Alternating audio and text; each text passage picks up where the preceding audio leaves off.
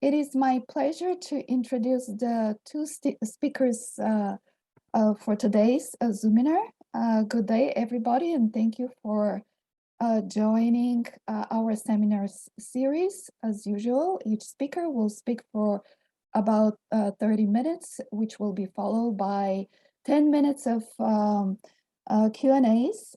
And at the end, everybody who wants to ask personally the questions will be allowed to the panel, and they can address their questions to the speakers. So the first speaker today is Dr. Nick Fawzi, who is a professor at Brown University.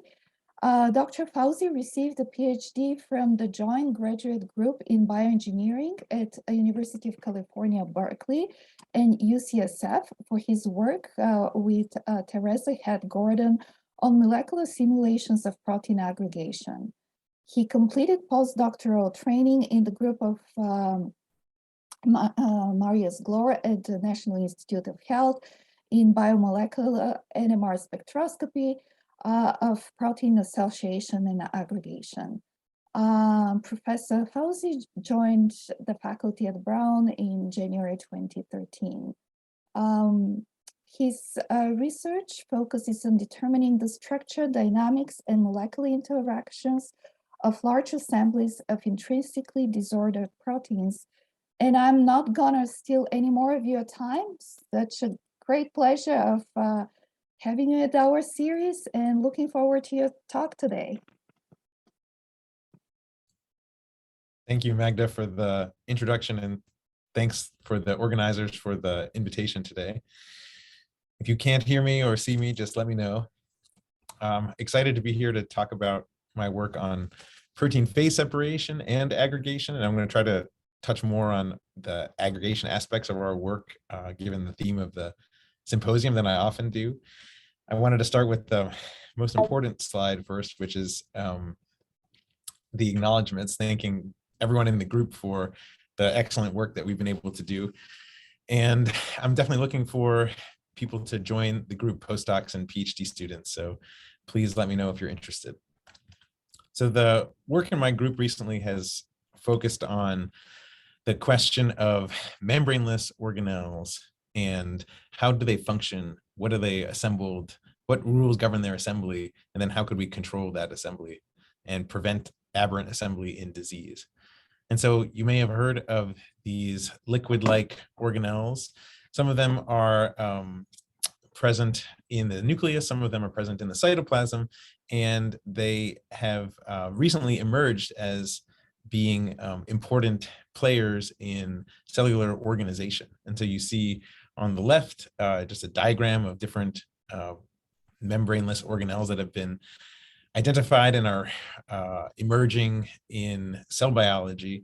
And then on the right is an example from Paul Taylor's group of a membraneless organelle known as a stress granule. And it looks like my video is not functioning, so I will try to fix that. But what you can see is that when these cells expressing a fluorescently tagged protein in the cytoplasm that goes to stress granules are stressed with chemical stress, these stress granules form that are liquid-like, flowing and fusing, and undergoing internal rearrangements, essentially behaving as if they were liquid droplets. And then when the stress is removed, these droplets are dispersed. And so the question that's captured a lot of interest recently is, how do these membraneless organelles assemble? What forces govern their assembly? And then how do they go wrong in disease? Because many of the proteins common to these membraneless organelles are also found as major players in neurodegenerative diseases associated with protein aggregation. And I guess another question is, do the same structures that are formed in protein aggregates in disease actually guide the formation of these structures, these dynamic liquid-like structures that are physiological?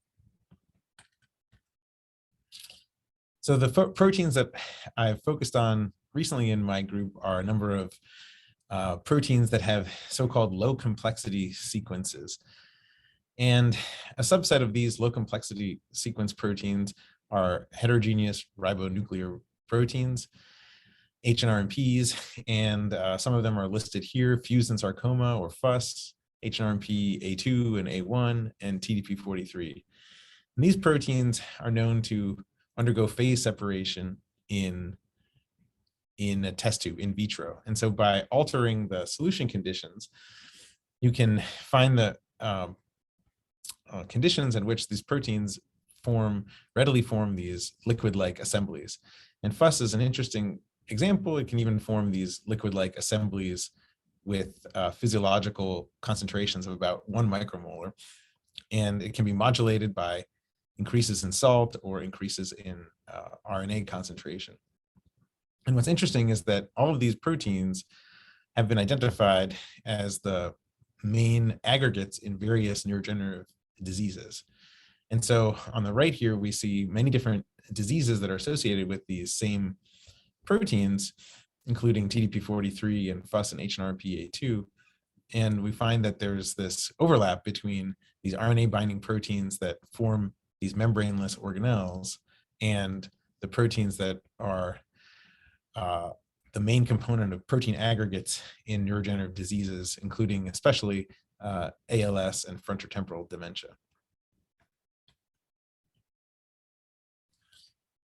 So today I'm going to talk a little bit more about our work on FUS, or fusin sarcoma, which forms liquid-like droplets mediated by multiple regions of the protein. And this here is just a domain structure of the protein, where you can see the different pieces of the primary sequence, starting with this unique low complexity domain that's rich in serine, tyrosine, glycine, and glutamine amino acids, and which forms protein aggregates in forms of ALS and frontotemporal dementia.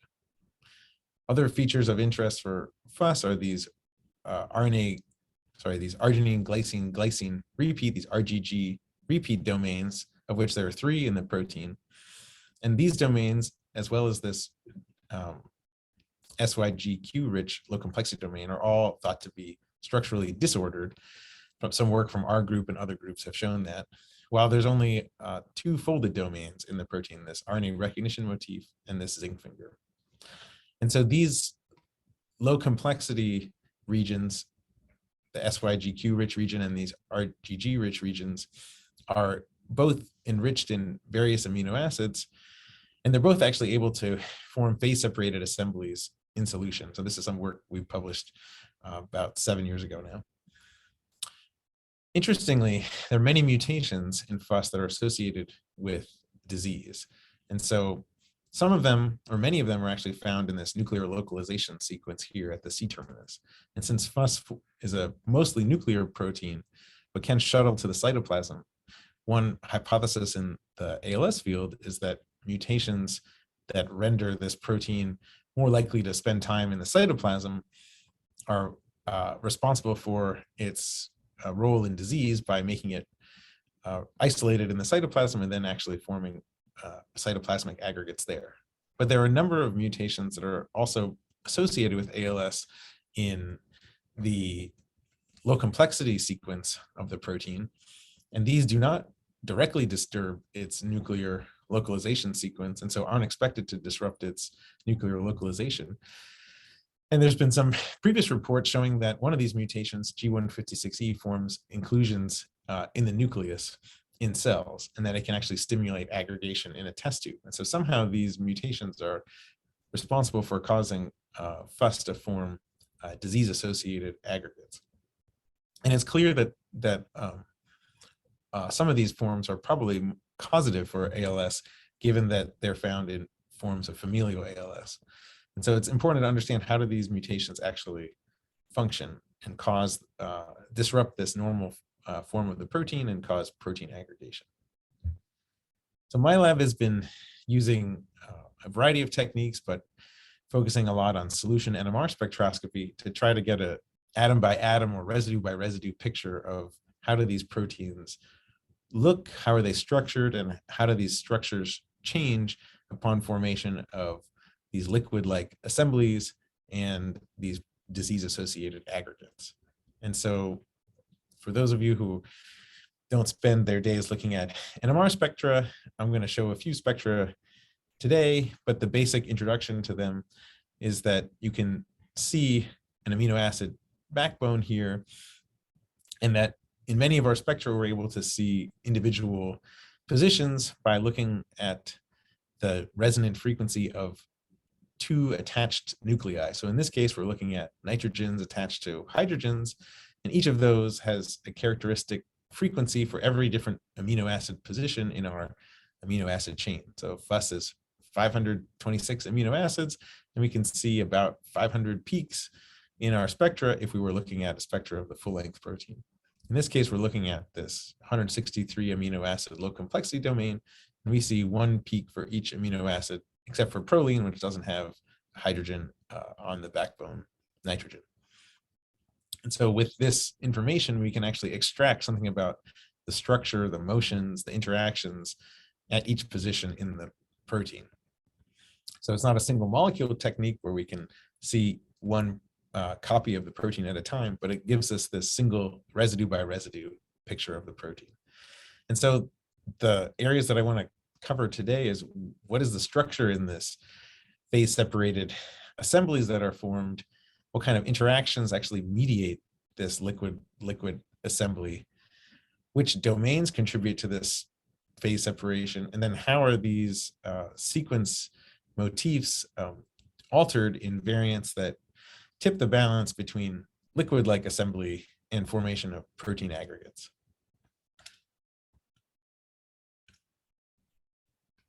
So the approach that we've taken to try to characterize these condensed phases is that we can make these droplet-like structures, which we see here in a test tube, and these are convenient for assaying their biophysics and their formation. But in order to perform NMR spectroscopy, what we've done is we've collapsed solutions of these droplets into these macroscopic condensed phases. And so we actually have a macroscopic condensed phase here at the bottom of our NMR tube with a dispersed phase above it. And actually, we have to use many, many milliliters of sample to get enough, a few hundred microliters of our condensed phase, because these condensed phases are extremely dense, about 200 to 400 mg per mil of protein inside our condensed phase.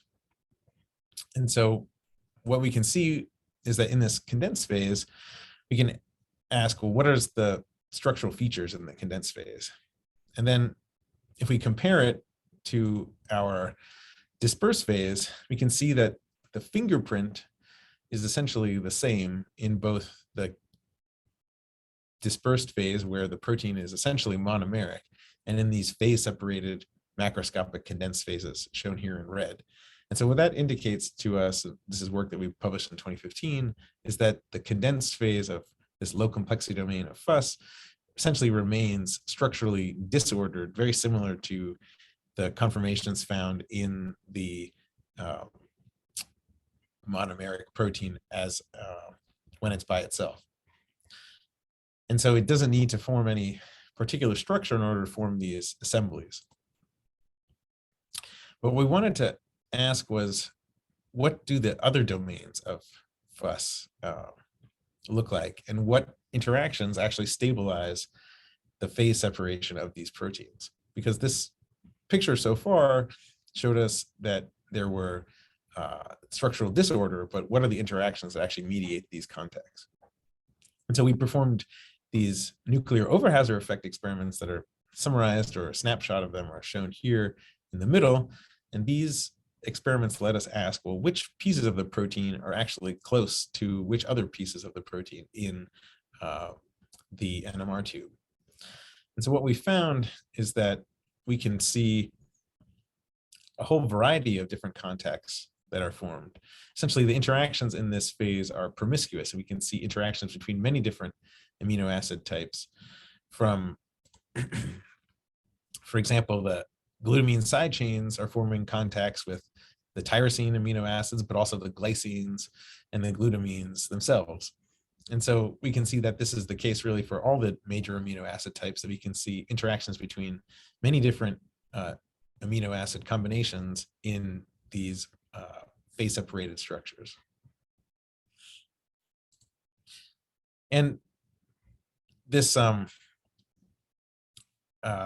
liquid phase, you might expect this to be the case because these phases are actually highly dense. So this is just a schematic from a molecular simulation by Jatane Middle's group, showing that there's really a high density of chains and of amino acids. So you can imagine that if the protein itself is at 20 millimolar and that the tyrosine amino acids there are 24 of them in the chain, or the glutamine amino acids, there's 37 of them in the chain, that it's such a high density phase that there's contacts between many different amino acid residue types. And some of them may contribute more or less to the stability of these structures, but the contacts are formed nevertheless between these amino acids. So this was our picture that we developed about 2 years ago for the structure of these condensed phases of the low complexity domain. But as I mentioned at the beginning, the structure of this, or the domain structure of the protein, is much more complicated with additional residue, with different domains with different types of residues. So how do the domains outside of this SYGQ rich low complexity domain contribute to and promote phase separation? So there's been a lot of discussion of the contribution of arginine amino acids to the phase separation of proteins like FUS and this whole HNRMP family. And so what we've endeavored to do was test what's the role of the different RGG domains in the phase separation. And so it's been established previously that mutation of arginine amino acids that are positively charged to lysine amino acids that are also positively charged disrupts phase separation by altering many interactions, including possibly tyrosine to arginine contacts. And so what we wanted to ask here is, if we made these changes in each of the RGG domains, so if we make a full-length form of the FUS protein that we have here, but we make changes to all the arginines in RGG1, or all the arginines in RGG2, or all the arginines in RGG3 to lysine, what happens to the phase separation? And it might be a little bit difficult to see at this size scale, but the wild type protein readily forms these droplets, indicating that it can phase separate, while these lysine variants actually disrupt phase separation no matter which ones of the domains are used. And this is the case with and without the addition of RNA, which stimulates phase separation. And so these variants are still competent for phase separation, but they're decreased no matter which domain. So it seems that all the RGG domains contribute to phase separation of the full-length form of FUS. We can actually test this same idea in another way by taking the protein and dividing it up into two pieces. So now we've separated this SYGQ rich domain from the rest of the protein, and then ask at which conditions can we observe droplets. And we see that we can add this RGG containing a segment of FUS that's essentially deleted for the low complexity domain at the N-terminus, and that form does not phase separate on its own, and neither does this low complexity domain at these concentrations. But when we mix them together, we can see enhancement of phase separation. And in fact, you only need this RGG3 domain, this very small segment, in order to induce phase separation of this low complexity domain. So the domains outside of the low complexity domain are able to induce phase separation. And so then our question was, well, we wanted to see what are the interactions that are formed between these low complexity domains and RGG domains inside phase separated forms of FUS. And so our approach was to mix samples containing both the low complexity domain and this RGG domain, and make macroscopic condensed phases, and then use specific isotope labeling patterns that would let us look at the contacts formed from one chain to the next. So what are the intermolecular contacts formed between the low complexity domain and the RGG domain in these FUS assemblies? So first we wanted to see, well, does any structure occur? Does any change in structure occur to the RGG domain when it undergoes phase separation with the low complexity domain of FUS? And what we found is similar to what we found for the low complexity domain alone, is that the RGG domain remains in a structurally disordered, predominantly structurally disordered ensemble of structures when it phase separates. And so we see here again, this is this NMR fingerprint, and you see in orange is our very well resolved NMR fingerprint of the RGG3 domain when it's on its own in dilute solution. And it looks very similar to that of the condensed phase of RGG3 and the low complexity domain mixed together. And so we see that the RGG domain remains structurally disordered. And we can actually measure also that same comparison for the low complexity domain. In this case, we have a different isotope labeling patterns. We're looking at a different fingerprint spectrum. We can see essentially no changes in the positions of the resonances for our serine, tyrosine, glycine, and glutamine-rich low complexity domain, suggesting that this structure, this disordered structure that's found in the dispersed phase remains true in the condensed phase of these two proteins. So we don't see a dramatic conversion of the protein from a disordered state to a structured state upon formation of this liquid condensed phase of these two pieces of FUS mixed together. So then we wanted to ask, well, where are the interactions that are formed? We performed similar nosy type experiments asking, well, which amino acids are forming contacts. And so we can see here there's a spectra that show us a fingerprint of where the contacts are forming. And this region here in the top part of the plot are the glycine amino acids. And we can see that, for example, we can see interactions between glycines in the RGG domain and glutamines, but also threonines and serines and tyrosines and glycines in the low complexity domain. So interactions seem to be distributed throughout the entire sequence. It's not isolated to one particular amino acid type, but we see nuclear Overhauser effect enhancements across many different amino acid types.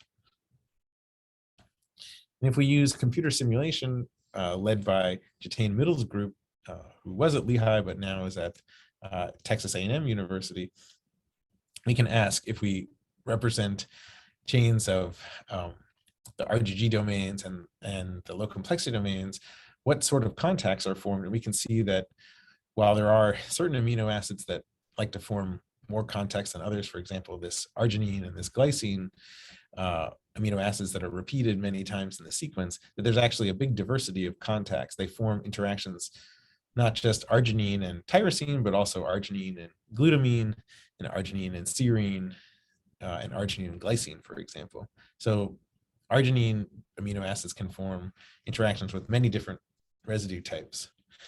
And not only that, we've looked at, well, what kinds of modes of interactions are present in those simulations. Is it only cation pi type interactions, or are there many different types of contacts formed? And so we can see cation pi interactions in the computer simulations, but also pi-pi type interactions, as well as hydrogen bonds, and a variety of different hydrophobic and van der Waals contacts are formed between these different amino acid types. So there's many different types of interactions that are formed, and hydrogen bonding, which may not be surprising, seems to be quite prevalent because there's lots of different polar residues that are involved in these contacts.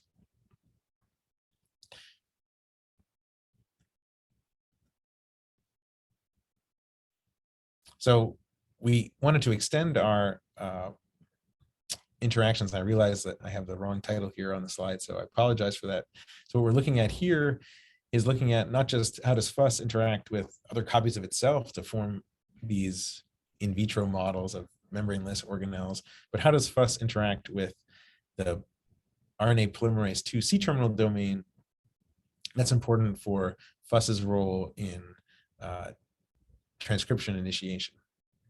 And so one question that we wanted to ask was, we had previously shown that the C-terminal domain of RNA polymerase II, which is a tyrosine-rich repetitive sequence, was able to partition into liquid droplets of this low complexity domain of FUS. And it had also been shown that it co-localizes with the full-length form of FUS. But what we found was that we can also make droplets of this form of FUS that lacks this low complexity domain that we analyzed in the previous slides, and saw that the C-terminal domain of RNA polymerase II can also interact with this region. So that implies that there are interactions outside of the low complexity domain of FUS that contribute to contacts and recruitment of this RNA polymerase II C-terminal domain. So we wanted to try to ask, well, what do these contacts look like? How does the C-terminal domain of RNA polymerase II interact with these forms of FUS, and what kind of structures and contacts are mediating these this phase separation that's been reported not just here in test tubes, but also shown to be a prominent association in cells. So we looked at, again, this fingerprint spectra of the RNA polymerase II C-terminal domain, both by itself and in pink in these macroscopic condensed phases, where in this case we have a 3-component condensed phase with our low complexity domain of FUS, our RGG domain of FUS, and then a fragment about half of the C-terminal domain of RNA polymerase II, the human C-terminal domain. And so what we find is that this fingerprint actually stays relatively similar to what it's seen in the C-terminal domain in dilute solution. And so it, again, retains this disordered character in this phase made up of the FUS proteins. And if we want to ask, like, what kind of contacts are formed, we again see nuclear Overhauser enhancements that span the entire protein and seem to originate not just from one part of the C-terminal domain to one type of amino acid in the amino acids in FUS, but also we find that many different contacts are formed. And curious to us, or surprising to us, is that we found that the lysine amino acids, which are shown here in the center, are actually able to form or show nuclear Overhauser enhancements to many different residue types in FUS. And so we wanted to see, like, do these lysine amino acids that are unusual in the vertebrate and mammalian CTDs, do those amino acids play a role in the formation of the condensates that we see, or the partitioning into the condensates that we see here on the left side of the slide? And so what we did is we developed just an easy, simple assay to measure partitioning of these proteins, where we labeled one of our components, in this case, the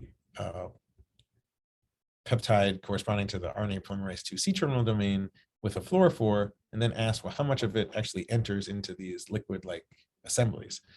And so what we found is that if we change the wild type sequence by removing 5 of the lysine amino acids and replacing them with serine, we actually dramatically alter the partitioning. And as a control, if we altered 2 asparaginines to alanine, we saw essentially no significant difference. And we know that we're actually measuring partitioning in this assay because we can just ask, well, how does the low complexity domain of FUS partition into droplets of the low complexity domain on its own? So we see that by altering the lysine amino acids, we can actually alter the partitioning into the liquid droplets of FUS-LC. And so these lysines actually seem to positively contribute to the phase separation or co-phase separation with the essentially uncharged or the nearly uncharged wild type FUS low complexity domain. So it seems that perhaps there's even cation pi interactions between the lysines of FUS LC, or between lysines of the C-terminal domain and the tyrosines that are prominently featured in FUS LC that we saw in simulation, that those interactions actually contribute to the contacts that lead to its co-phase separation. So there's many different types of interactions. And so although we might have expected to see certain types of structure or changes in conformation upon phase separation, we don't see those things. Instead, we see a big diversity of contacts. So then the question is, well, what happens in disease? And so how do these disease-associated mutations actually alter this dynamic and disordered pattern of assembly? And so what we did here was we asked, well, how does one of these particular mutations, G156E, actually alter this assembly? And so if we make this mutation, we can see that instead of forming these liquid-like droplets, we actually form these protein aggregates. And if we characterize these protein aggregates in more detail using electron microscopy, we see that we find these fibrillar structures. And using Raman spectroscopy, we can see that they have characteristics of beta sheet organization. So this had been reported before, and we've been quite curious about some recent data from Rob Tico's group showing that FUS actually can form a variety of different types of fibrils with different parts of this low complexity domain, and some work from Steve McKnight's group showing that the G156E amino acid doesn't cause a change in structure locally. It doesn't actually form aggregates with near this G156E part. Their data suggests that G156E actually stimulates aggregation of the N-terminal part of FUS. And so we wanted to ask, well, how does G156E actually alter the structure and contacts of the other parts of FUS of this domain? How does it actually disturb the structural ensemble? And so when we looked by solution NMR in dilute solution, we see that we don't see any obvious changes in the structural fingerprint or in the motions of the protein. But when we used a very sensitive technique called paramagnetic relaxation enhancement, we saw that we could actually see alterations in the dynamic contacts between two copies of FUS. So if you look at intermolecular contacts, we actually see that G156E actually disrupted normal intermolecular contacts that are probed here in our C-terminal tagged variant of FUS, this S142C. So if we ask, well, what kind of interactions are formed by G156E, we see that they're actually lower C-terminal contacts. And curiously, when we look at the intramolecular contacts, we see that alteration of the protein way out here at G156E is enough in red to alter the N-terminal intramolecular contacts. So somehow this mutation actually is disrupting the structural ensemble, not at the level of what's our secondary structure or what's our local motions, but actually at the level of which parts of the protein form dynamic and transient contacts with each other.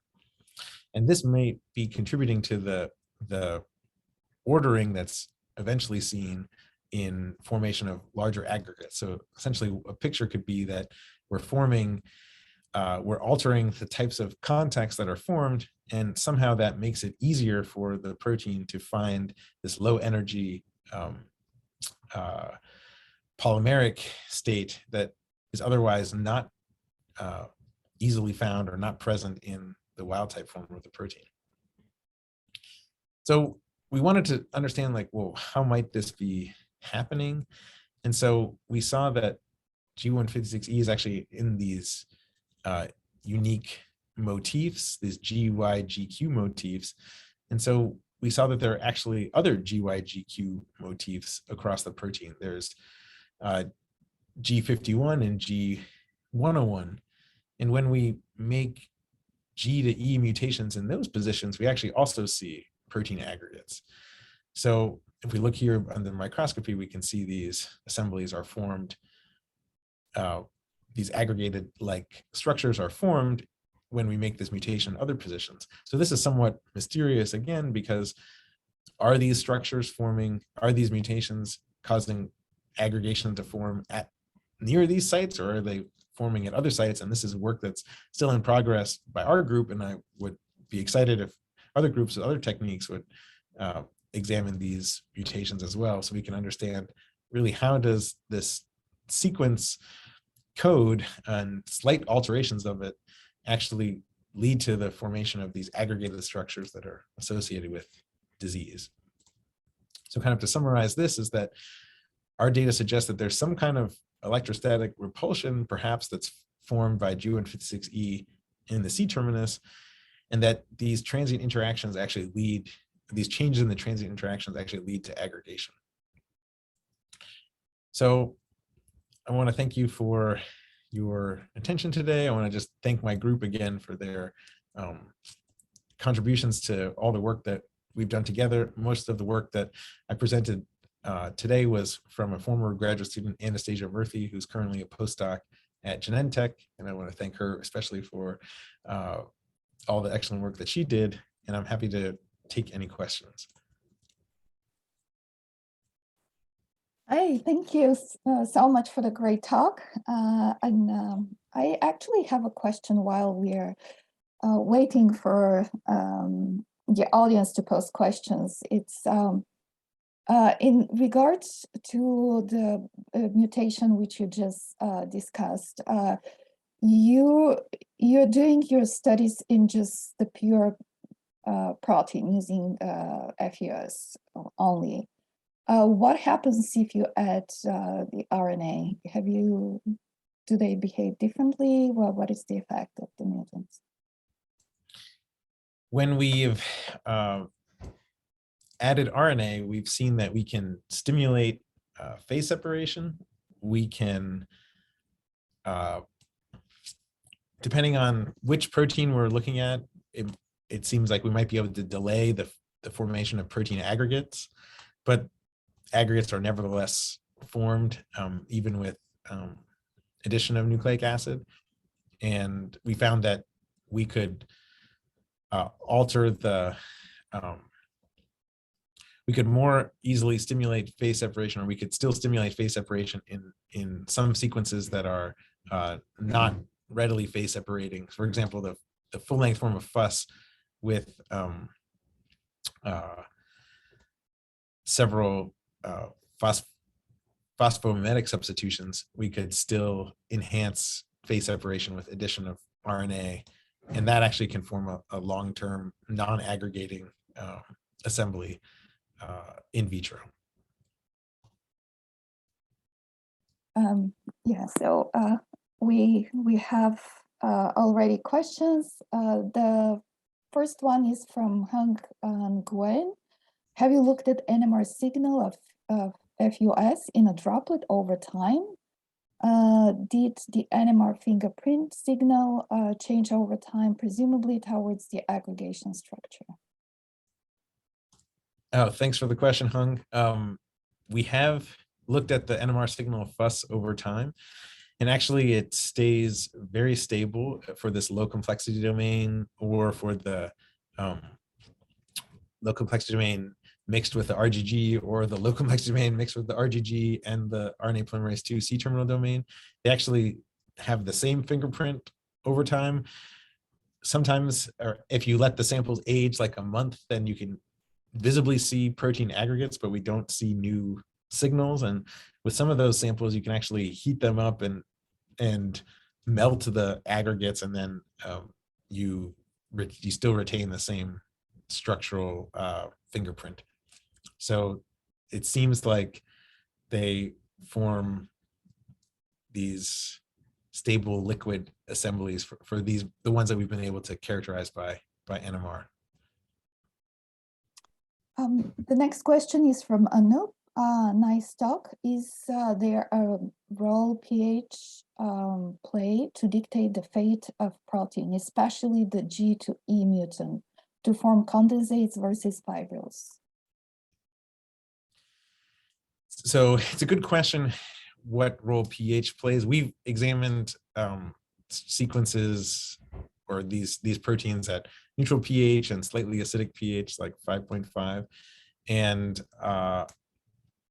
we haven't examined these proteins at conditions where we would expect the E mutant to be protonated. So we haven't looked there. If you increase the pH to non-physiological pHs like 11, then the tyrosines are deprotonated, and then it's all very negatively charged, and so it behaves very differently. So we haven't looked at this question if, for example, physiological pH changes alter the aggregation. The next question is from David Eisenberg. Nick, wouldn't you expect that the replacement of G to E in G156E would eliminate the flexibility enabling G and provide a side chain larger than E, which favors parallel in register fibril formation?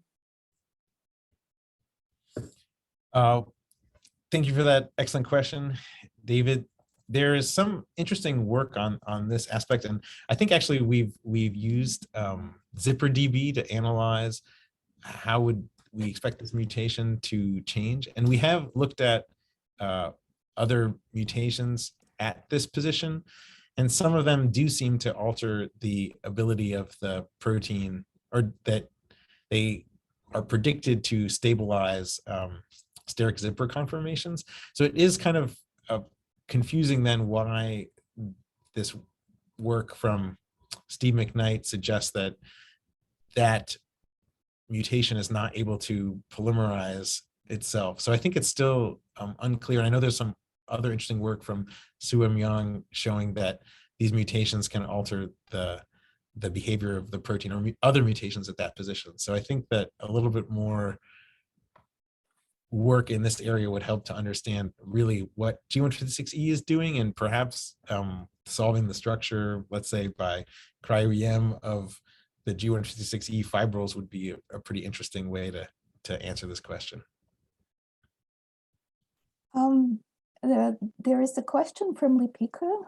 What will be the effect of stabilizing salts in a low and high salt concentrations of LLPS? So we've used a variety of different salts on the Hofmeister series for looking at the phase separation of the low complexity domain. And actually it follows very closely to what you would expect with chaotropic and cosmotropic cations. Or let me see, just to remember what we did with the anions. So we did the Hofmeister series of anions all in, let's say, sodium, and we didn't see much effect for the cations.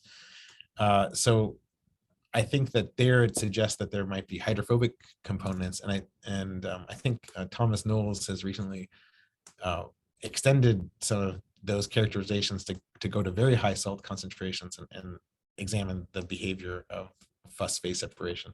So I think if you look in that work, as well as in our paper from 2019 by Murphy et al., there's a extensive discussion of how do salts affect the phase separation.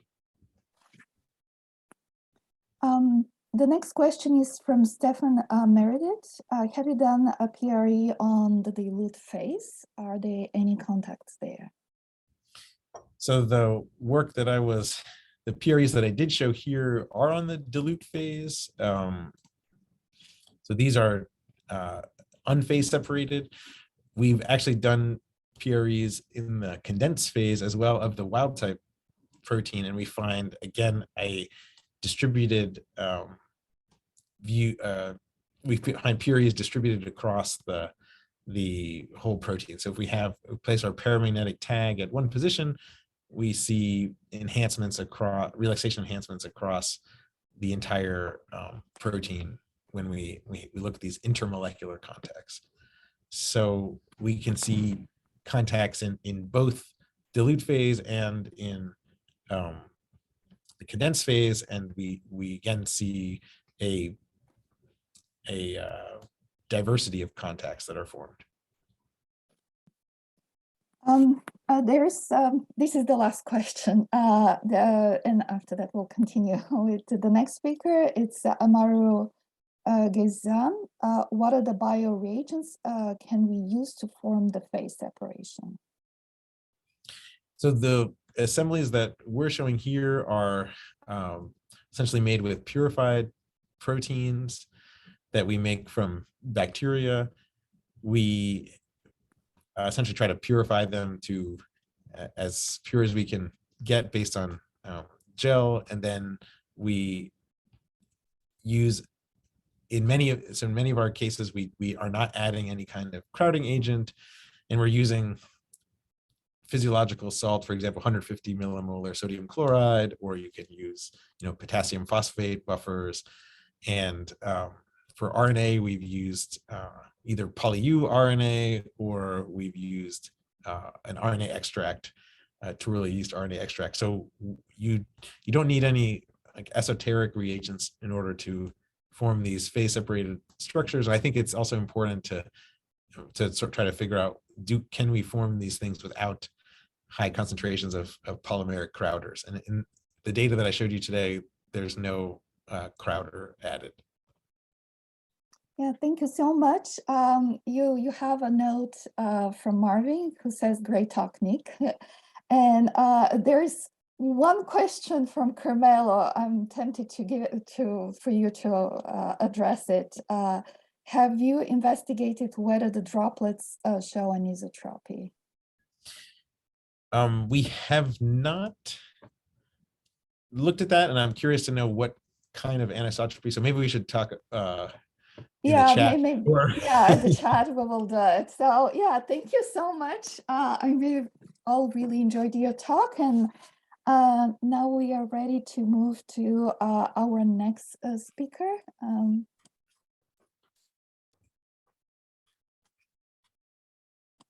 And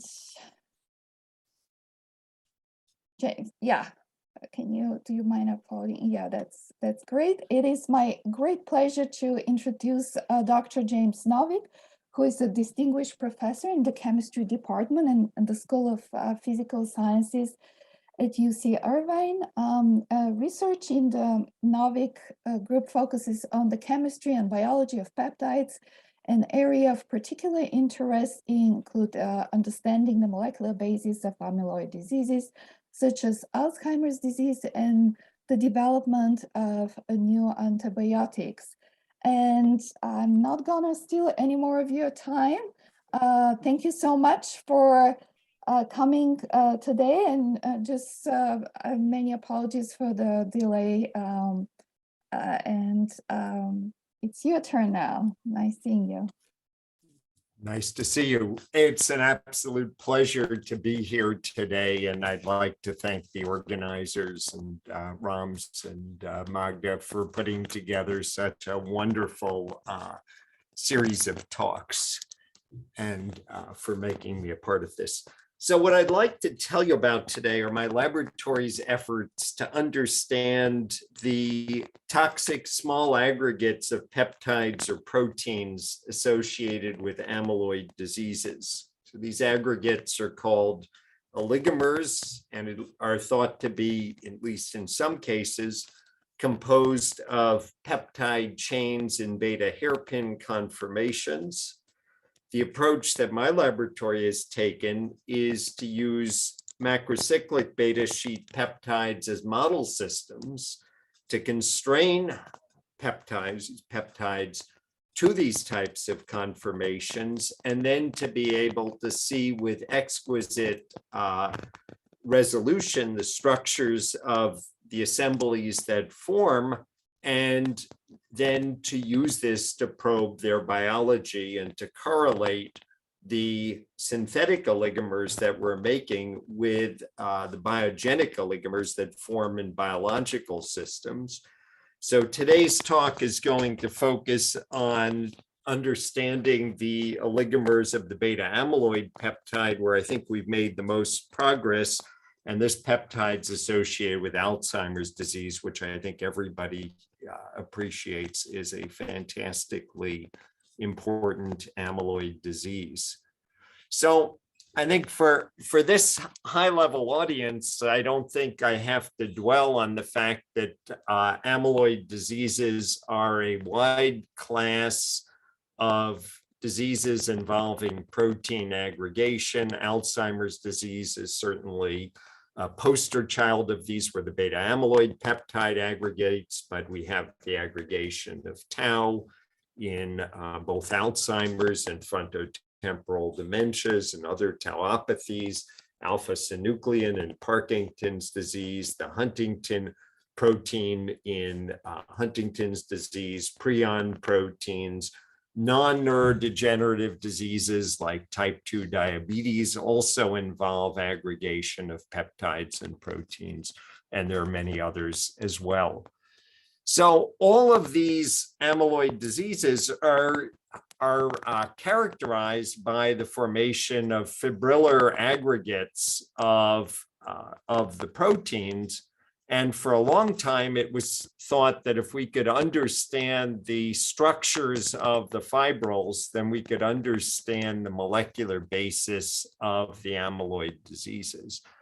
And I think this has been only partially realized in the sense that we've now, as a community, particularly with cryo-EM becoming so powerful, become superb at elucidating the structures of amyloids of all different sorts and all different morphologies for the same sequence.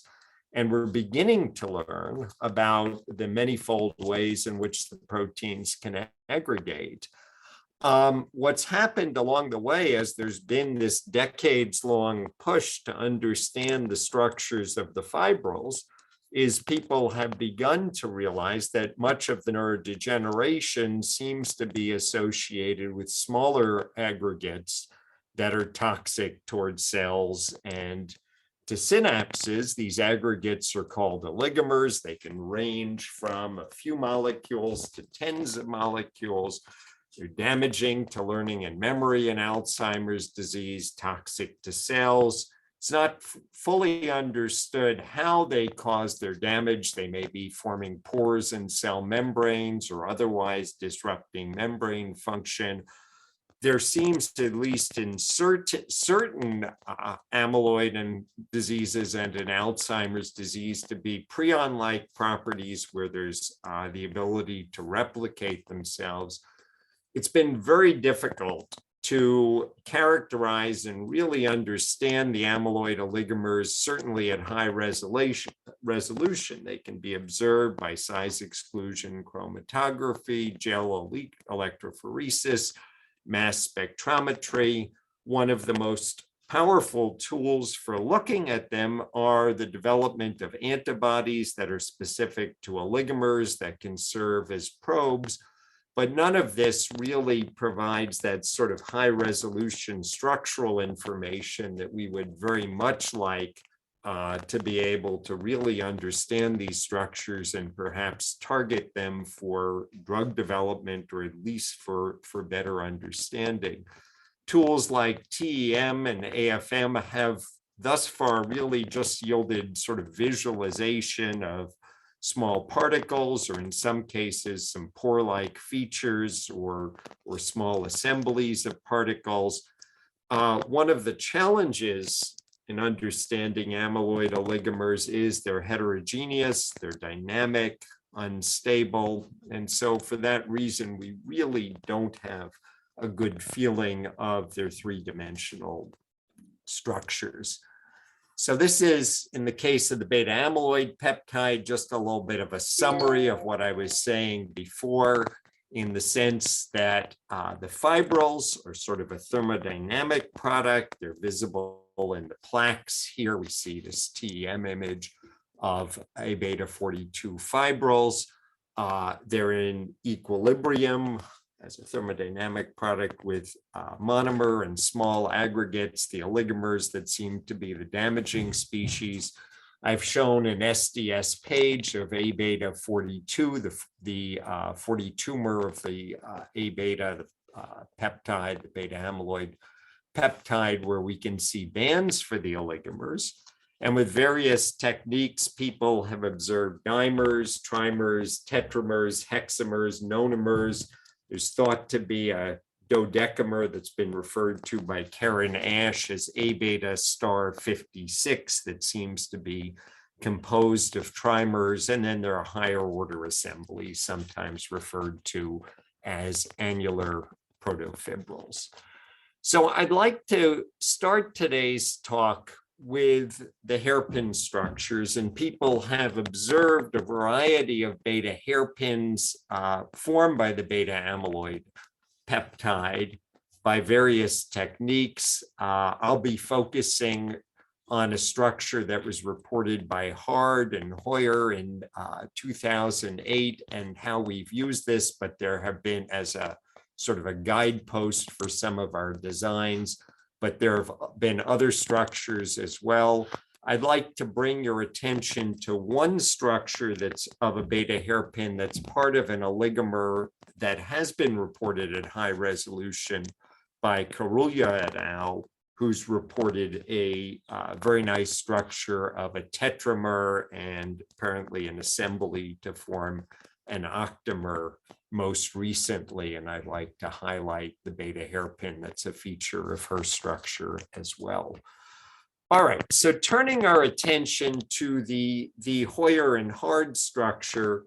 So what Hoyer and Hard did to try to ascertain with high resolution the structure of a hairpin of beta amyloid, of the beta amyloid peptide, was to take this 40 or 42mer polypeptide and entrap it in a small receptor, an affibody, so that it couldn't aggregate. Remember, I said the thermodynamic product of aggregation is fibrils. So what they wanted to do is prevent fibril formation and look at how the peptide might be able to fold. And what they observed was a beta hairpin structure where the central region of the beta amyloid peptide, which involves a hydrophobic center region of LVFFA, flanked by the polar residue lysine and the polar residue glutamic acid, constitute one strand of the beta hairpin, and then a portion of this long C-terminal run, particularly residues 30 to 36, constitute the other portion of the beta hairpin, and there's a loop in between. So the long C-terminal run is all hydrophobic residues, AII, GLMV is what's trapped in the affibody, and then it continues GGVVIA in the case of the 42mer, or stops at VV in the case of the 40mer of the beta amyloid peptide. So my laboratory, particularly a graduate student named Ryan Spencer, looked at that structure and said, this is really interesting. I want to go ahead and tame oligomer formation by the beta hairpin. And the way I'm going to do it is take that region of Hard and Hoyer's structure, that central region of A beta, from 17 to 23, and that C-terminal region from 30 to 36, and I'm going to constrain it to a synthetic beta hairpin structure. Ryan used a molecular template that my laboratory has developed, delta-linked ornithine, which helps enforce a beta turn type of structure. So it's sort of an artificial beta hairpin. He used this at either end of the strands of peptides. And then he put in an N-methyl group. And the N-methyl group was to block uncontrolled aggregation, since fibril formation involves edge-to-edge interaction running the length of the fibril, so essentially infinitely many thousands of molecules. Ryan said to the synthetic beta hairpin, I'm not going to let you form a fibril. I'm going to block this with a knob that will break up those hydrogen bonding interactions. Ryan made one other change that in various modifications we've then removed. He made the beta hairpin structure more polar by changing residue 35 from methionine to the polar isosteer ornithine, and he did so to promote solubility. So Ryan synthesized this structure and was able to crystallize it. And much to our surprise, we saw that that 3 beta hairpin molecules formed a triangular assembly where you had, with essentially 3-fold symmetry, one hairpin, the next hairpin, and the next hairpin. At the center of the structure, there are 3 ordered water molecules. And this assembly seemed to be very stable and well formed, even though we hadn't anticipated it. We've now seen these types of assemblies again and again, and I'll show you a number of examples through this talk. The trimer subunit is part of a larger assembly, but before I get to that, I want to show you a couple of the stabilizing factors. You can see at the vertices of the triangular trimers, we see hydrogen bonding interactions. So as well as hydrogen bonding to the water in the center, we have hydrogen bonding interactions at the vertices.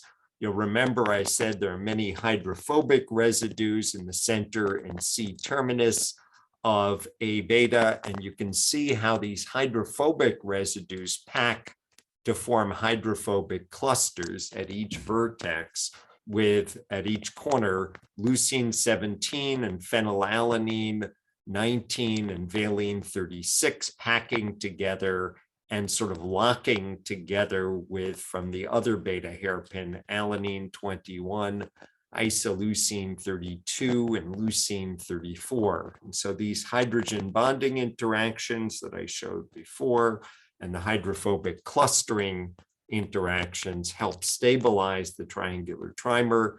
In the crystal lattice, the triangular trimers pack to form dodecamers, and at the interface of each dodecamer, they pack together to form hexamers. So basically, you can see in the dodecamer subunit, in the dodecamer unit, we have the triangular trimer. We have 4 of these triangular trimers packed together around a central region at the interface between the dodecamers. So on this outer face, you have 2 trimers packing together to form a hexamer assembly. So when we got this structure, we really were very curious whether it was an artifact of the methyl groups that Ryan had installed. Remember, I said Ryan had to install a methyl group to block uncontrolled aggregation. He had installed a methyl group on G33. So he said, okay, I'm going to make an isomer, but I'm going to move the methyl group and see if the triangular trimer wants to still assemble. So he moved the methyl group by synthesizing another molecule. He moved the methyl group from G33 to Phe20, to phenylalanine 20, and the molecule still wanted to crystallize in exactly the same way, still wanted to assemble those hydrogen bonding interactions at the vertices and the hydrophobic clustering. The only thing it lost was the ordered waters at the center of the triangular trimer, and now those were occupied by the 3 methyl groups on phenylalanine 20. So the triangular trimer wants to form regardless. All right, these structures form in the crystal lattice. They form at high concentration in solution, we think, but we cannot really tell because they must form at the millimolar concentrations of crystallization because by NMR we see higher order assembly, we just see aggregation and T2 relaxation.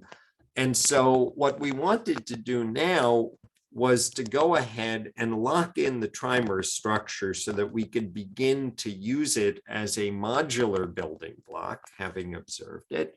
And so what a graduate student in my group, Adam Kreutzer, did was say, okay, let's take those contacts that occur at the vertices. We'll take the leucine 17, the alanine 21 that I mentioned before that lock together, and we will mutate them to cysteine residues and form disulfide bonds to lock in the triangular trimer so that we now have a stable non-dynamic structure. And for starters, Adam prepared two variants.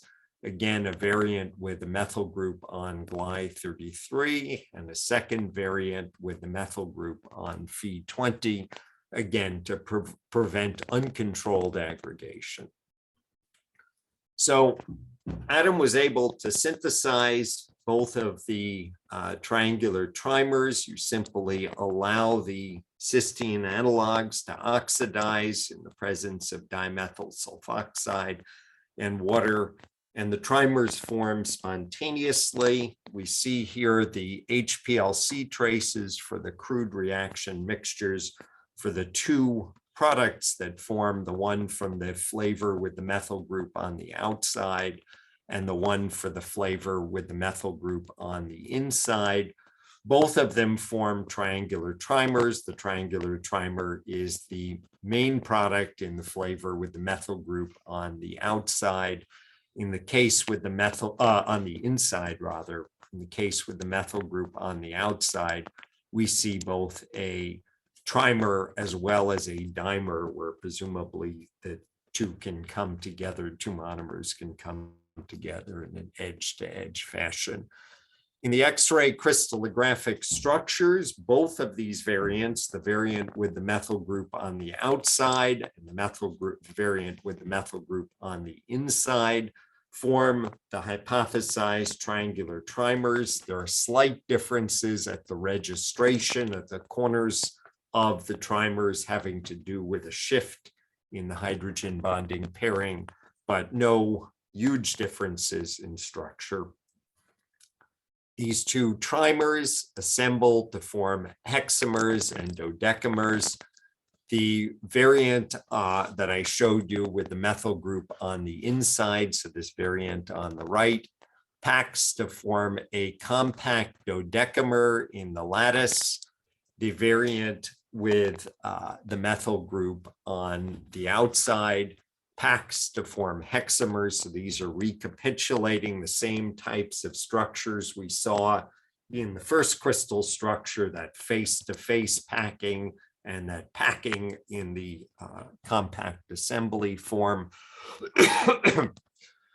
And what I wanted to tell you about next was the biophysical properties of these covalently stabilized trimers. Both of the trimers in the CD spectra show beta sheet-like structures. So we think that the folding in solution is the same. In SDS page, the trimer that forms dodecamers in the lattice forms a band at a molecular weight position consistent with a dodecamer. That band seems to be in equilibrium with lower order oligomers. And then we see the monomeric, the covalent trimer. The flavor that forms the hexamer in the crystal lattice runs as a hexamer. So again, I think we see that sort of dualism between packing on the two different faces. In SEC and size exclusion chromatography, both of these trimers run at molecular weights consistent with a hexamer. So basically, the trimers want to undergo higher order assembly in solution. All right, so these studies really have laid one last set of studies. So one of the hallmarks of oligomers of the full-length A beta peptide is that they are toxic to cells, toxic to neurons, toxic to synapses. We've carried out in vitro cells with the in vitro studies with the neuronal cell model SHSY5Y cells. We see cytotoxicity at micromolar concentrations in an LDH release assay. We see evidence of activation of apoptosis in a caspase-3 activation study. So these synthetic oligomers that we're creating are correlating with some of the behaviors of the more complex oligomers of full-length A beta. One of the other analyses that's often used for A beta oligomers is cross-reactivity with antibodies that are specific to oligomers. One of the widely used ones is the A11 antibody that Charlie Glabe has generated against A beta oligomers. And our synthetic oligomers react with the A11 antibody in a dot blot assay. And I will point out that the monomeric peptides do not. So we think we're locking in a biologically relevant structure that we can then use.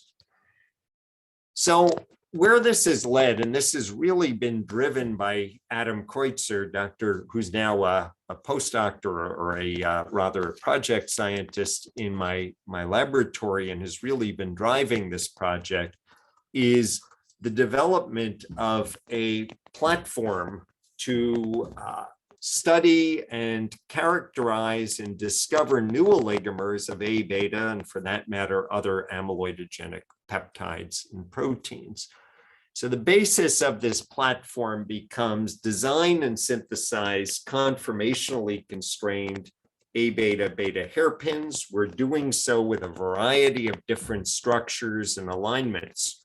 All the structures I'm going to focus on today in detail have that one alignment we saw in the Hard and Hoyer hairpin, but there are other alignments in the various hairpins I've shown you, and we're carrying out studies with those as well. So we use X-ray crystallography to elucidate the structure of the beta hairpins, and very importantly, to get to see their assembly to oligomers and really characterize those oligomers at atomic resolution. We're then able to put in conformational constraints to disulfide linkages to covalently stabilize these oligomer analogs so that we have a controlled species and non-dynamic species that we can then work with.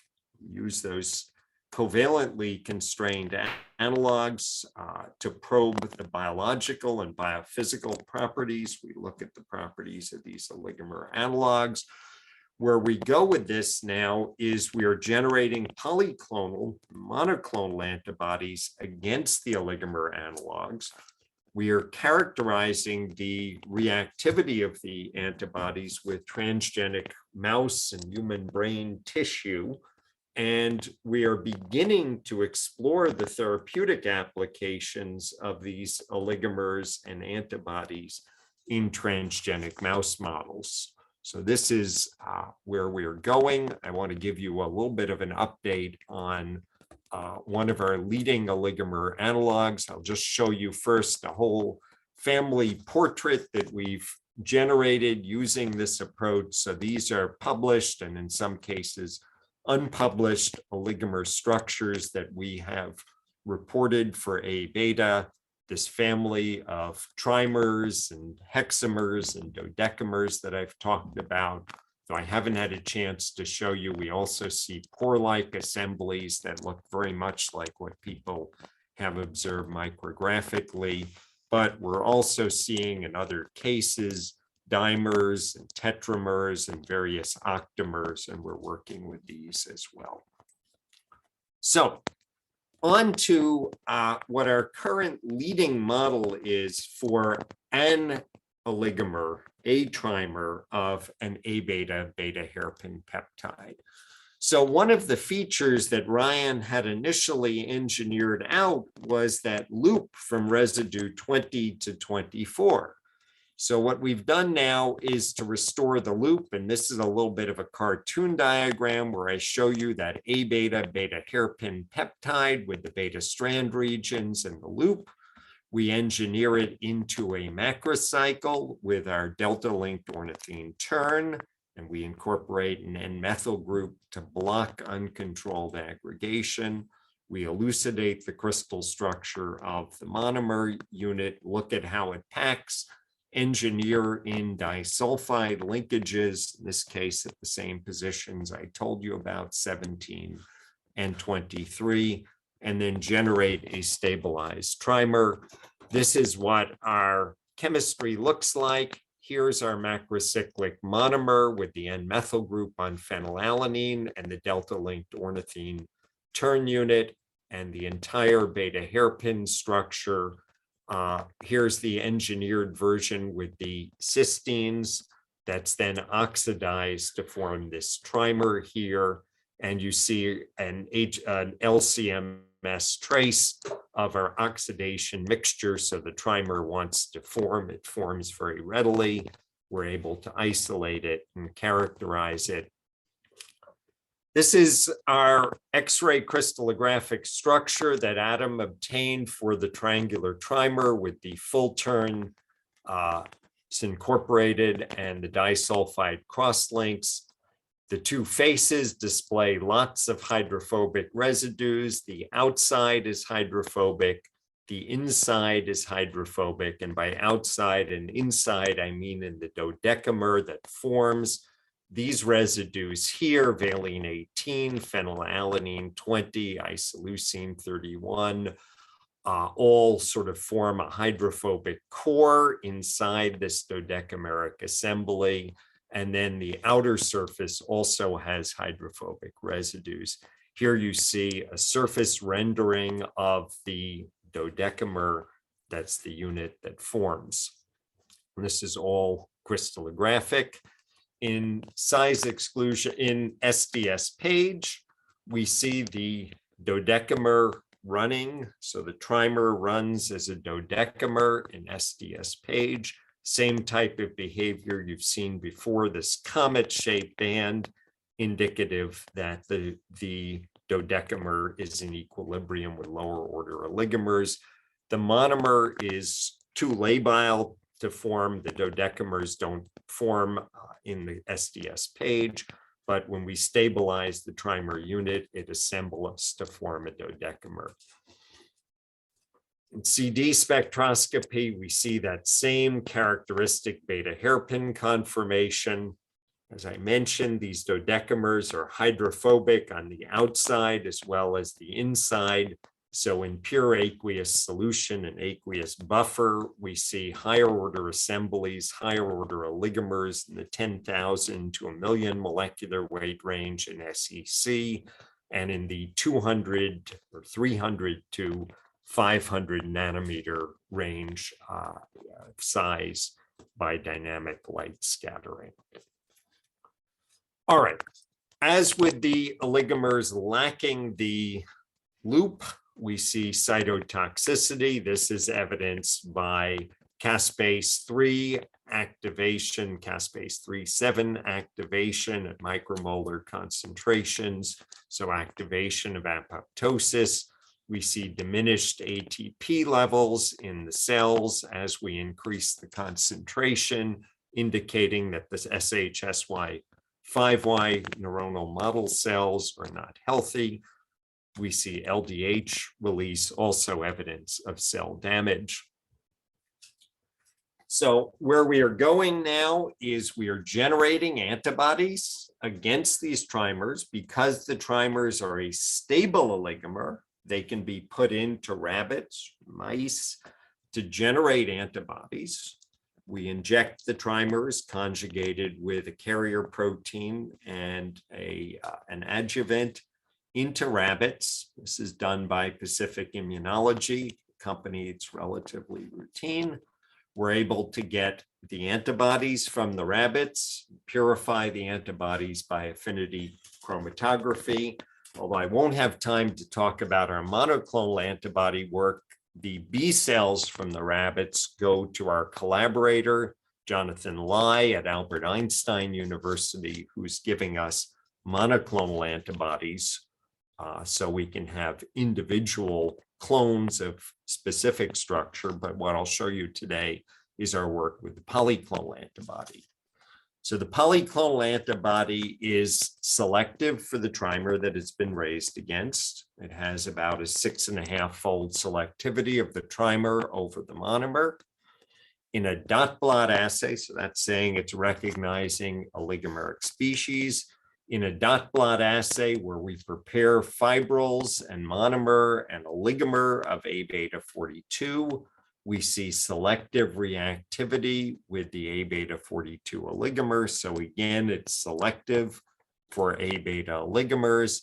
And what we're doing now is beginning to characterize the interactions of our antibodies with the biogenic A beta species observed in the brain of transgenic mice and also in human brain. So here we see a section of a 12-month-old transgenic Alzheimer's mouse model, a 5X FAD model. We see lots and lots of plaques in the brain. The red spots are an amyloid-specific dye that stains the plaques. And we see this halo of what we believe are oligomeric species surrounding the plaques. And we see this in various parts of the brain. So where we're at now is we're isolating the molecular species from brain tissue, from mouse brain, and human brain, and trying to better characterize and understand the interactions of the biogenic oligomers with our antibodies, and thus correlate the structures of the biogenic oligomers with the synthetic oligomers, the oligomer models that we're developing. So I think at this point, I want to wrap up my talk here, point out that there's a very rich and hitherto unobserved supramolecular assembly that occurs with beta hairpins derived from A beta. The surprising result to us was that triangular trimers seem to be a fundamental unit that the oligomers want to form. The trimers undergo higher order assembly in a controlled fashion to dodecamers and hexamers. The dodecamers are hydrophobic on the outside as well as the inside and can pack together to form pore-like structures. The types of assemblies that we're observing match those that have been reported for oligomers of full-length A beta. We are able to recapitulate the toxicity that people observe in amyloid oligomers with our synthetic oligomers, with our trimers. We're able to recapitulate oligomer reactivity with the antibody A11, and we're able to observe reactivity with species in brain tissue that we believe are oligomers of A beta. Where we're at now, as I said, is generating monoclonal antibodies from rabbits, but also using our oligomers to isolate human B cells that react with the antibodies. And again, the hopes here are understanding the types of oligomers that are forming biogenically, that are forming in humans and in transgenic mice. Antibodies are currently a promising but problematic therapeutic for Alzheimer's disease. One antibody drug has been introduced, aducanumab or Aduhelm. It is certainly not an effective, at best modestly effective therapeutic, but it's hoped that this is going to be the start of more effective drugs.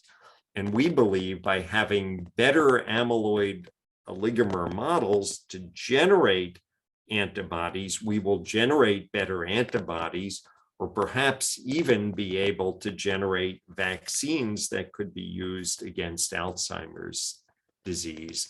And ultimately, our big focus is really trying to understand the structure of the oligomers and also understand how the oligomers interact with antibodies. So that sums up the work. I've tried to name some of the key players. I know I mentioned Ryan and Adam.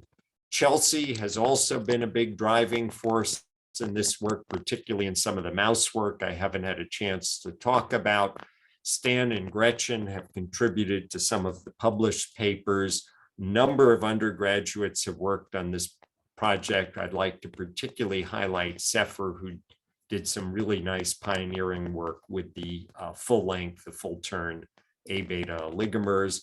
Other members of my group are working on other aspects of amyloid diseases. I've mentioned my collaborator, John Lai, and his coworkers who've been involved in these studies. And finally, the NIH and others have provided financial support. Well, I would like to thank you for your time, for the attention, and I'd be delighted to take questions. Thank you. Thank you so much for the great talk. I really enjoyed it. We already have questions coming, and I'll read the one which Rams posted. Thanks for the great talk, James. Do the A-beta hairpin derived trimers seed or cross-seed the aggregation of monomers of amyloid beta 40 or 42? Question mark. And I'll let you answer this question, and after that, I'll go to the second one.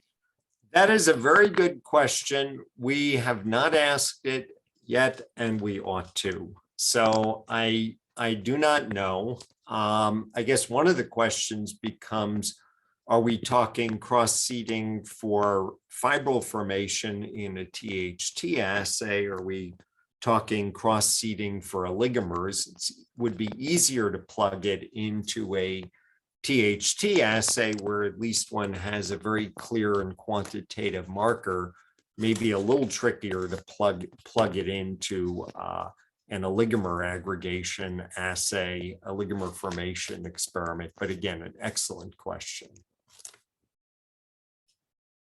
The second question from Rams, how do the toxicity of the A-beta hairpin derived trimer compare with normally prepared full-length amyloid beta oligomers, e.g. without modifications to the sequence of A-beta? I think a little bit lower. So when depending on the exact experiment, when we compared them in, I think it was our 2017 JACS paper, I think we were seeing slightly, and it may have been a factor of 2 difference in the activity between the full-length A-beta and the synthetic trimers. So there are some small differences. For the biogenic oligomers, there have been reports at really low concentrations, at nanomolar concentrations. One of the challenges I think we're facing is coming up with a sort of a reliable preparation of biogenic A-beta oligomers to do our own side-by-side comparison. One has to isolate these from tissue, and I think there are a lot of issues in handling, so we have not had a source to compare side-by-side in our own assays. The next question is from David Eisenberg. James, can you add to your amyloid beta 1736 scaffold the residues 116 and 3642 of A beta related? Do you believe amyloid beta 1 to 42 forms the same sort of oligomeric structure? So in regards to both of these questions, thank you so much, David, for attending. The answer on both of these questions is yes. So I didn't have a chance to talk about my graduate student, now PhD scientist, Tuan Samdin's work. So he has been able to add back the N-terminal tail. And he observed was he was only able to get a crystal structure with one residue, a histidine, beyond the ornithine turn. So he just added a short stubby tail. What he then did was increasingly lengthen that tail. We couldn't crystallize and get a crystal structure of any of those, but he was able to correlate by SDS page and see the same assembly. So with the N-terminus, we do indeed believe that we get the same type of behavior. In other work, and these are slightly different structures, I'm thinking of a paper that Tuan and I are working on, he's been able to add back a portion of the N-terminus and the C-terminus as well, and again, see the same types of assembly. So this has been our approach, is basically when we cannot crystallographically correlate when we cannot generate a crystal structure, we will start to add back residues and correlate in the structure. So the answer is yes, but we don't have full-length A beta. Now, one other piece of work, remember, we've explored different alignments. I mentioned that we didn't have time to talk about these. One other piece of work with yet a different alignment, we were able to express full-length A beta 42 with a disulfide pinch. So the only non-natural element is a mutation of residues 18 and 33 to cysteine to lock in a hairpin structure. There we see a very well-defined dimer. We have, it's the same alignment as the Carulla NMR structure. We have a hypothesized structure of the dimer. I would absolutely kill for, metaphorically, for an NMR structure or crystal structure. I think the odds of a crystal structure of the full-length A beta, even there, are unlikely. We are looking to collaborate for an NMR structure in a suitable membrane environment with solid-state expertise. We are also pursuing truncated analogs with that same alignment by X-ray crystallography. So thank you very much. Great questions. So I'm going to jump a little bit to the order of the questions and asking from the chat the question from Jinuk Saka. Very nice talk, Dr. Nowick. Do you think heterotypic interaction of these A beta peptides with lipids, metal ions, for example, can affect the oligomerization as well as structure and toxicity of these oligomers? So great question. So in regards to lipids, I absolutely believe that lipids are a very important part of the equation. Obviously, SDS-PAGE ends up being a medium that displays oligomers, cases, well-defined oligomers. I think the SDS has a function that's twofold. First of all, I don't think SDS is at all destabilizing for these oligomers. I think that really is a question for folded proteins. I think that the SDS, first of all, basically coats surfaces to prevent uncontrolled aggregation, provides electrostatic neutralization of positive charges to facilitate assemblies, and very importantly, I think ends up at least partially mimicking the membrane environment from which A beta is generated and which A beta is interacting with cells. So I think lipids are very important. What was the second part to that question? Oh yeah, metals and other factors. I absolutely believe that metals like zinc and copper are going to be important. It's an area I'd very much like to explore. With our oligomer models, we teeter on the edge of insolubility. In other words, we put in just what we need to make our oligomers soluble and well-behaved. We want to be as close to full-length A beta as possible and remove anything we can to avoid that we don't need. That's the direction we progress. In the case of metals, when we've put in zinc and other metals, we do tend to get uncontrolled aggregation. So it's something I would very much like to probe. Thus far, we have not been able to get a really good system to do it. The next question is from the Q&A. I'm just alternating. It's from Amoro Gezan and says, great talk. Can antibodies block the trimer formation? I would be very surprised if they could block the trimer formation, but I would not be surprised if they block cytotoxicity. And these are experiments that we want to be doing, particularly with our monoclonal antibodies.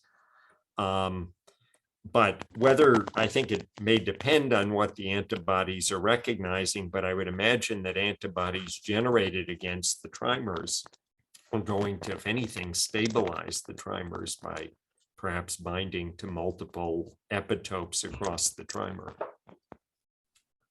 The next question is from Samuel Lobo. Have you considered making cyclic tau fragments to explore tau oligomers? Very interested in that. We've played around with this, focusing on the repeats of tau. We don't have a great starting point on this, so we've definitely toyed around. I would very much welcome an intrepid graduate student or postdoc who wanted to take the plunge and do this. What we've done thus far is a much simpler approach, where we've taken one piece of tau, another piece of tau, and locked it in our very basic macrocycles. So Patrick Salveson has done that. I will tell you that he had to make a couple of mutations, including one that I really didn't want to have to make, a glycine to alanine mutation to get controlled folding and assembly. So that's work that I think really needs to be explored next, with a big chunk of tau that has a whole loop. And one of the things we have on deck is a better turn forming unit. And I think that's something else that would be very good to incorporate. Thank you. I would like to remind now the audience that if you want to ask personally your questions, please raise your hand so we can allow you into the panelists. I just want to, Rams, do you have any questions? I do let others ask questions if they have any. If not, I can ask one. I think maybe it's better to give them some time. I don't see any raise hands, so you can ask your questions while we're waiting. Okay, James, great talk, and also Nick, great talk. James, in your cyclic peptide or the framework, you stabilize the beta sheet, beta hairpin structural fold to stabilize the oligomeric state. What happens if you just open the one end of the cycle, and then did you compare with how much is the rigidity of the conformation contribute to the properties of the oligomers, toxicity, et cetera, et cetera? So when you say open one end, you mean take the hairpin, remove the constraint, and just go to a chunk of A beta with an N-methyl group. Yep. I suspect we would be pretty much at fibril formation at that point. Okay. I think it is the combination. So basically what we're doing in our approach is saying we know that the hairpins are part of the ensemble of conformations of A beta. We need to use two pieces of negative design. We need to use the enforcement of the hairpin structure to negatively design against the fibril structure, and the N-methylation to negatively design against that uncontrolled edge-to-edge aggregation to form basically just a continuous sheet. So I doubt we could do this with linear A beta, although I would love to. So I wonder if you try to see, I know you didn't work on the cross-seeding or seeding, but what happens if you take your constrained oligomer with, if you mix it with fibers, preformed fibers, do they destabilize the fibers? Similarly with monomers. That's a good question. I would not imagine, but I could see doing that experiment. I mean, at the morphological level, of course, one could just mix a molar excess of the trimer with fibrils and apply and do a blank and apply to a TEM grid. I worry a little bit about any other markers. I'm not a big believer that the level of THT fluorescence is a good marker for the amount of fibrils. I think if we just looked at THT fluorescence, we might be selecting or measuring, extraction of THT from the fibrils or otherwise quenching the fluorescence. But I think a quantitative assay would be very good. I suppose the other assay could be an LCMS analysis where we take the supernatant and measure the relative concentration of the dissolved monomer. Haven't done it, but that's a good experiment.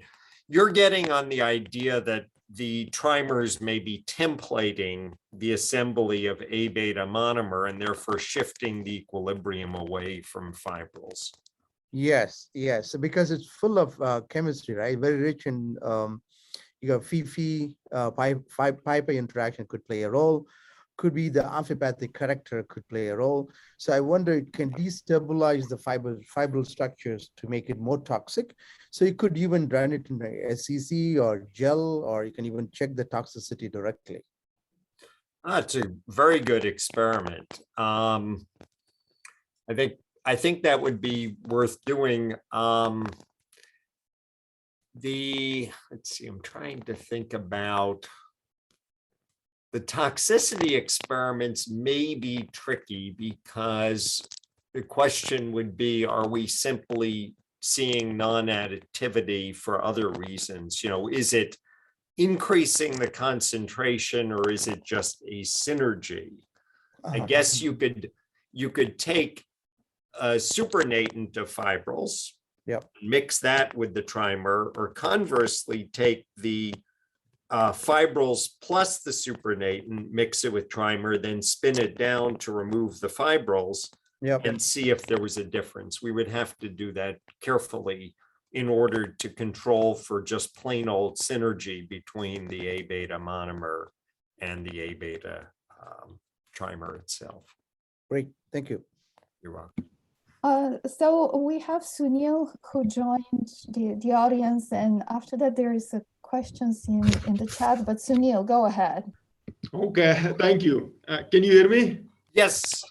Okay, very nice talk. I'm a big fan of your work, read all of it. But the question is, it's related with the earlier question where somebody pointed out the effect of these hairpin or these peptides in lipid environments. So I wonder, some of these obviously amyloid proteins, they when they interact with lipid membranes, they sample some helical structure. So I wonder if you have looked into that just for the sake of it, see if they have a tendency to sample some of the helicity and then they convert into the fibers.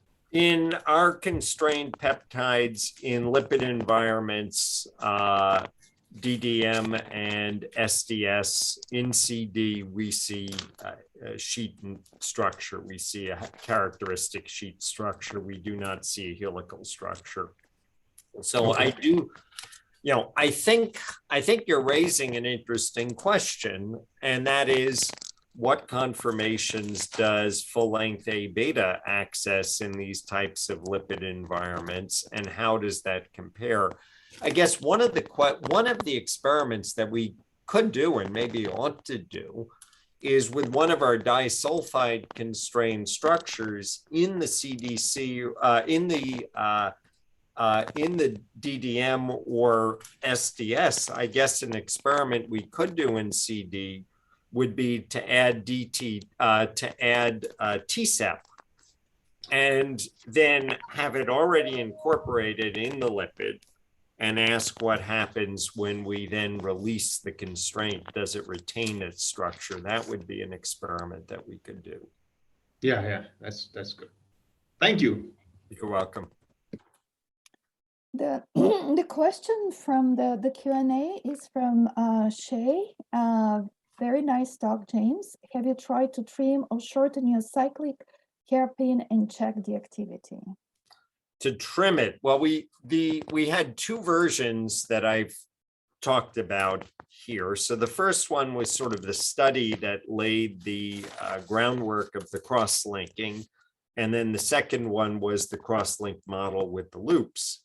And the study, which is, I think you're talking about by trimming, the study in the middle part where we had not had that loop version, where it was just 17 to 23 and 30 to 36, shows toxicity. So I don't think it's specifically the loop that's imparting the toxicity, although I do think it's the loop that gives many of the epitope properties that we need for our antibodies. Thank you so much. I don't see any more questions coming from anybody. Thank you so much, both James and Nicholas, for the excellent talks, and it was very nice meeting you today. Nice. And Rams. Yeah, thank you very much, yeah. both Nick and James. Great talks, great stuff. Thank you for the opportunity. And Nick, I really enjoyed your talk. I had a quick question for you that's very naive. Did it surprise you when you first got your HSQC spectrum of the liquid droplets that the fingerprint was essentially the same, albeit somewhat broadened? Did it surprise you? Did you expect to see substantial conformational differences between the liquid droplet and the solution phase? It was surprising. It was very early days then in terms of the phase separation. Julie Foreman-Kay had shown at a meeting some preliminary data on a system that is very charged and so has a different sequence composition, and that looked structurally disordered. And so it was kind of compatible with a view that was starting to emerge, but there were, other studies suggesting that some kind of structural organization was required. So it was surprising. And I guess the other question is it possible with these liquid droplets that it just is, that although it's very interesting to us, that it is not,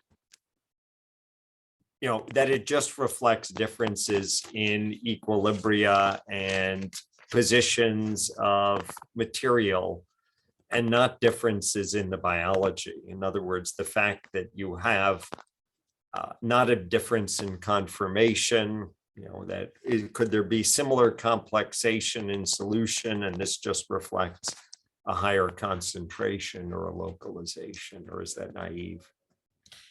I think maybe I'm not understanding the question, but when we have done experiments showing that the same structural or the same fingerprint is seen in like droplets, just if you make a solution of droplets, cloudy solution that has droplets in it.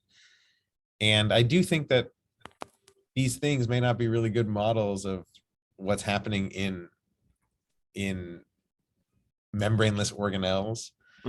But the kind of disordered contexts that are formed that are non-stoichiometric between disordered regions, that those things might be well represented by these models. So perhaps, the details of the thermodynamics or the phase diagrams aren't really telling us about what's happening. But I think that if you have these disordered domains in high concentration, that the kind of pictures that, that we're seeing might be at least our best guess as to what these things look like in cells. Thank you. I have a small question, Nick, a technical question. So your droplets are so big in the NMR. For NMR time scale, it must be really big enough to result in line width to be broader, which you see that low resolution, particularly in the proton dimension, right? So we make these large droplets. So essentially it's large enough to fill the volume. So then what we're looking at is just the slowed reorientational motions inside the one large droplet. So it's not so much the size of the droplet, it's just that it's like a viscous fluid. Exactly, yeah. So would that mean that there would be proton-proton dipolar couplings, which are unaveraged, right? You may not be decoupling it, but that may be proton-carbon dipolar couplings are decoupled by decoupling protons in your experiment. So how long is the NOE mixing time you're using typically? We've used a variety of mixing times from 100 milliseconds to longer. These are, we see like buildup curves when we measure. We haven't done them extensively in our 3D. We haven't done buildup curves in our 3D experiments. I have to say that. Okay. But we've done kind of plane buildup curves of planes, and it looks kind of pretty boring. But I don't think that the persistence of the contacts that we're looking at are anywhere close to the NOE mixing time. So what that means essentially is some kind of, transferred NOE or mixture of, we're not looking at something that's stable for 100 milliseconds. So I think it is complicated because of that. So what you can get from the buildup curve is limited. Actually, we did some rosy experiments to try to eliminate like spin diffusion, and we see like the same pattern. Of course, they're way worse because, as you point out, that the transverse relaxation is super high for proton, so it's not amenable really to doing those kind of experiments. But that makes sense. Yeah.